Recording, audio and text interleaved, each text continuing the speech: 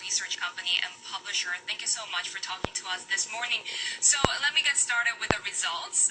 First half profit beating analyst estimates, but it also took a big hit from legal expenses. What's your take on the overall result right now? Well, it's work in progress in the way I see it. They had some tactical advantages, the big one being China and Hong Kong, their home market. And I think that the thing that I'm looking for really is an overall strategy in motion. I think it's work in progress. There are a number of elements that need to be put in place before we see some real changes. And the risk-weighted assets recalibration, that's about quarter way through, and I think we'll see. Do you think that's working? Because they just offloaded Brazil, they're looking to offload Turkey. Is this the right move?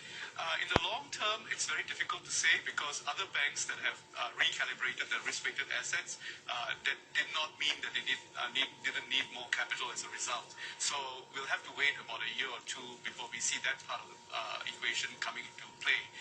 The other thing is, of course, they're offloading staff as well. So that's a cost at the moment, and that's another strategy that will take another 6 months to a year before it starts to show up. Why should HSBC strive to be a first world bank, an emerging market bank, or a global bank? Well, if you look at what they're offloading, they're actually shrinking, and they're sort of refocusing on the markets that give them the most income.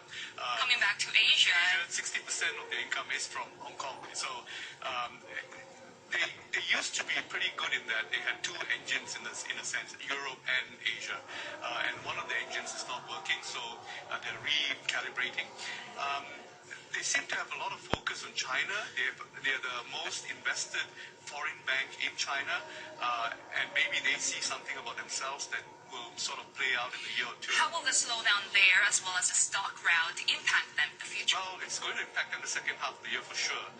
So that's why I'm looking for a longer-term strategy that plays out regardless of cycles in markets.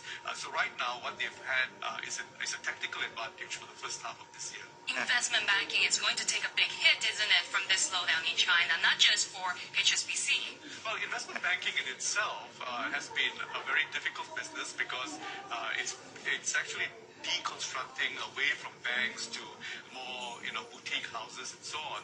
So as a business model, HSBC has to tie that to something else that they're doing, especially as a commercial bank.